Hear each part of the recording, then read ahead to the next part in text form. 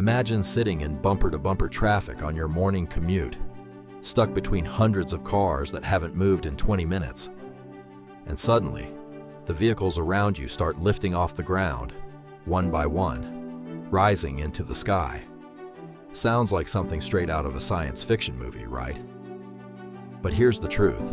This isn't fantasy anymore. This technology already exists, right now, in the real world. So the real question isn't if flying cars will happen. It's when we'll actually see them flying above our own cities. In this video, we're going to break down exactly where the flying car concept actually came from, how far the technology has really come, what working prototypes already exist today, and most importantly, what we can realistically expect to see happen between now and 2035. We'll look at the real companies building these vehicles, the technology powering them, and the biggest obstacles standing in their way. If you're new to this channel, hit that subscribe button because we cover future tech and emerging innovation every single week. All right, let's get into it. The dream of flying cars isn't new at all. In fact, people have been imagining them for almost a century.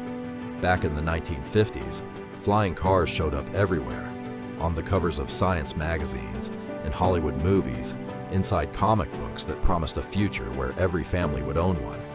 It felt like the natural next step after the automobile. But there was a massive gap between imagination and reality. Batteries were incredibly weak and couldn't store enough energy for sustained flight. Materials strong enough to be safe were far too heavy to lift off the ground efficiently. And nobody had solved the safety problem. How do you stop a flying vehicle from crashing into buildings, other cars, or people below? For decades, flying cars stayed exactly where they'd always been, on the pages of magazines, not on our roads or in our skies.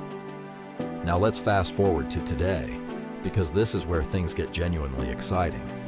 Several companies around the world have already built working flying car prototypes, and some of them are much further along than most people realize. Alef Aeronautics has been developing a fully electric flying car designed to drive on regular roads and also take off vertically like a small aircraft. Klein Vision, based in Slovakia, has built a vehicle that can transform from a road-legal car into a fixed-wing airplane in a matter of minutes, and it has already completed real intercity test flights. Meanwhile, XPeng, a major Chinese automaker, has been testing its own flying car concept as part of a much larger push into what's being called urban air mobility. These aren't just concept renderings or CGI animations anymore. These are physical vehicles that have taken off, flown, and landed with real pilots inside them. A few of these companies have even started the long process of securing aviation certification, which is required before any of these vehicles can legally carry passengers on a regular basis. So how does this technology actually work? Most of these vehicles fall into a category called eVTOL, which stands for Electric Vertical Takeoff and Landing.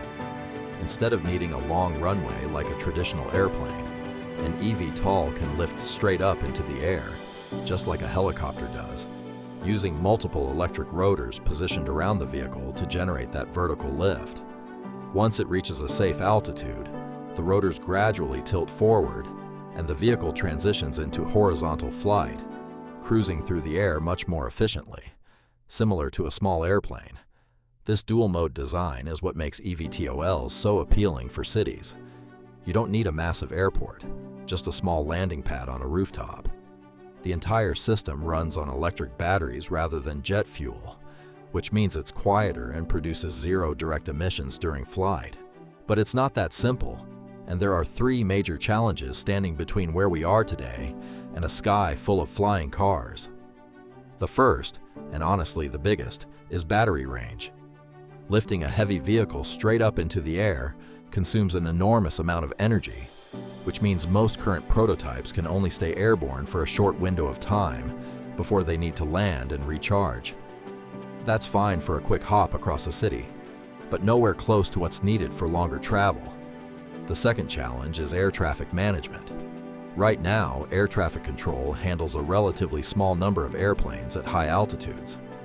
But if thousands of flying cars start operating at low altitude above densely populated cities, who exactly is managing all of that traffic? And how do you prevent collisions? Nobody has fully solved that problem yet. And the third challenge is regulation. Aviation rules are already complicated, but they're also inconsistent. What's allowed in one country or even one state might be banned in another. Before flying cars can become common, governments need to agree on shared safety standards, pilot licensing, and no-fly zones. And that kind of coordination takes years.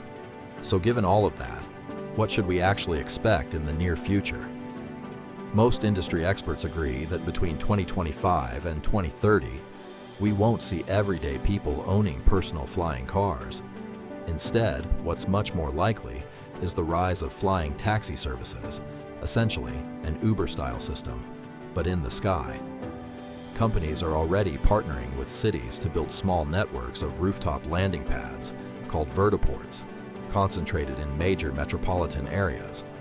You'd book a flight through an app, walk up to a vertiport on top of a building, and take a short, several-minute hop across the city instead of sitting in traffic for an hour. These early services will almost certainly be expensive, positioned as a premium alternative to driving, similar to how helicopter charter services work today. It won't replace regular transportation for most people, but it will prove, for the first time at real scale, that this technology can operate safely in everyday city life.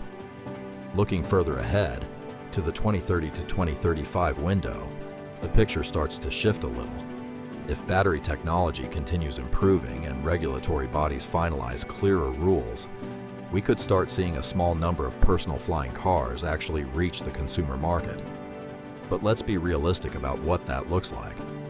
These vehicles will still be extremely expensive, likely costing as much as a house in many parts of the world, and they'll only be practical in a handful of cities that have already built the necessary vertiport infrastructure. This won't be a mass market product sitting in an average driveway. It'll be closer to owning a private jet today, technically available, but reserved for a very small, wealthy segment of the population. So what's the final verdict? Are flying cars fiction or reality? The honest answer is somewhere in between. They're not pure science fiction anymore. Real vehicles are being tested, flown, and even certified right now. But the version most people picture, thanks to movies and TV, where every household owns one and the sky above every city is packed with traffic, is extremely unlikely to happen by 2035. The realistic future starts much smaller, limited flying taxi networks in a few major cities, gradually expanding over time. Personal ownership, if it ever becomes mainstream at all, is still decades away. So here's the question for you. If flying taxis launched in your city tomorrow, would you actually book a ride? Let me know down in the comments. I'd genuinely love to hear what you think. And if you found this video interesting, do me a favor and hit that like button, and subscribe if you haven't already, because we're covering more future tech stories just like this one every single week. See you in the next video.